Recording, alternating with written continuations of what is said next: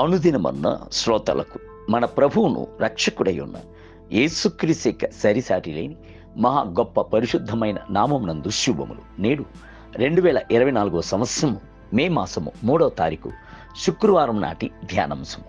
మొదటి దినము ఆదికాండము 1వ అధ్యాయము 1వ వచనమందు, ఆదియందు దేవుడు భూమి ఆకాశములను సూచించాడు. మనుషుని తన యొక్క నిత్య సంకల్పముతో చూచిన మన ప్రియ దేవుడు మనుషుని కొరకు మొదటి దినమున ఆకాశమును భూమిని సృష్టించెను.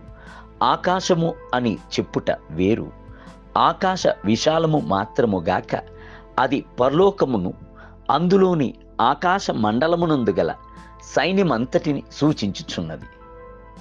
మనుషుణ్ణి కలుగు చేయుటకు ముందుగానే మనుషుని కొరకు పరిచర్య చేయుటకు ఆకాశమందు గల దేవదూతలన్నిటినీ ఆయన సృష్టించెను. లోకమునందు ఎంత గొప్ప శాస్త్రవేత్త అయినను సరే, అయితే ఒక కొత్త అణువును కలుగు చేయలేడు. ముందుగానే దేవుడు సృష్టించిన దానిని అతడు నూతనమైన వస్తువులుగా మార్చుచున్నాడు.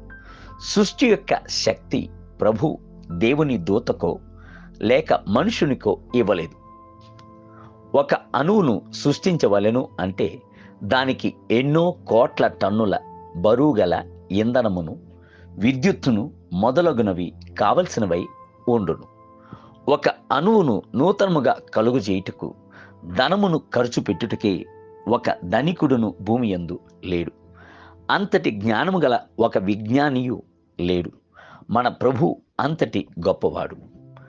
ఆకాశ మహాకాశములను, సూర్య చంద్రుణ్ణి, విస్తారమైన నక్షత్రములను సృష్టించిన ఆయన ఎంతటి శక్తియు మహత్యము గలవాడు.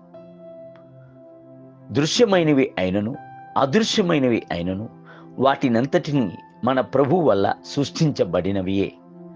బైబిల్ గ్రంథము సెలవిచ్చుచున్నది, నిన్ను సృష్టించిన వాడు నీకు భర్త అయి ఉన్నాడు, సైన్యములకు అధిపతియగు యెహోవా అని ఆయనకు పేరు. ఇజ్రాయేలు యొక్క పరిశుద్ధ దేవుడు నీకు విమోచకుడు, సర్వలోకమునకు దేవుడని ఆయనకు పేరు. యెషయా గ్రంథము 54వ అధ్యాయం 5వ వచనం. బైబిల్ గ్రంథమునందు గల మొదటి వచనము సృష్టికర్తను మనకు పరిచయము చేయుచున్నది. ఆదియందు దేవుడు భూమి ఆకాశమును సృజించెను అన్నటి ఆ పరిచయమై ఉన్నది. అంతటి గొప్ప మహత్యమును, మహిమయు, శక్తి గల దేవుడు మీ యొక్క ప్రియ తండ్రి ఉండుట మీకు అతిశయమును ఆనందము కదా. అట్టి సృష్టికర్త వల్ల నేడును మీ జీవితం నందు అద్భుతమైన కార్యములను సృష్టించుటకు కృపగలవాడై ఉన్నాడు అను సంగతిని మర్చిపోకుడి. అయితే యాకోబు నిన్ను సృష్టించిన వాడును, ఇజ్రాయేలు నిన్ను నిర్మించిన వాడగు యెహోవా ఇలాగూ సెలవిచ్చున్నాడు, నేను నిన్ను విమోచించి ఉన్నాను, భయపడకము, పేరు పెట్టి నిన్ను పిలిచి ఉన్నాను, నీవు నా సొత్తు. యెషయా గ్రంథం 43వ అధ్యాయం 1వ వచనం. ప్రభు వలె శక్తిగల దేవుడు ఇంకెవరున్నారు? ఆయన వలె మహిమయు మహత్యము గల దేవుడు ఇంకెవరున్నారు?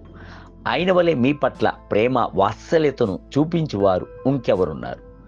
సృష్టింపబడినవి అన్నీయు ప్రభువునే స్తుతించుచున్నాయి. మీరును ప్రభువును స్తుతించేదరా? సముద్రపు అగాధమందు గల సర్వ సృష్టియును, సింహాసన ఆశయుండై యున్నవానికిని, గొర్రెపిల్లకును స్తోత్రము, ఘనతయు, మహిమయు, ప్రభావమును యుగయుగములు కలుగును గాక అని చెప్పుట వింటిని. ప్రకటన గ్రంథం 5వ అధ్యాయం 13వ వచనం. నేటి ధ్యానమునకై ఎవడైనా క్రీస్తునందు ఉన్న ఎడల వాడు నూతన సృష్టి, పాతవి గతించెను, ఇదిగో సమస్తమును నూతనమాయను. కొరింథీయులకు రాసిన 2వ పత్రిక 5వ అధ్యాయం 15వ వచనం. నేటి వేద పఠనము ఉదయము మొదటి రాజుల గ్రంథము 14 మరియు 15 అధ్యాయములు, సాయంత్రం లూకాసు వార్త 22వ అధ్యాయము 21 వచనం మొదలుకొని 46 వచనం. ప్రభు మిమ్ములను దీవించును గాక. ఆమేన్.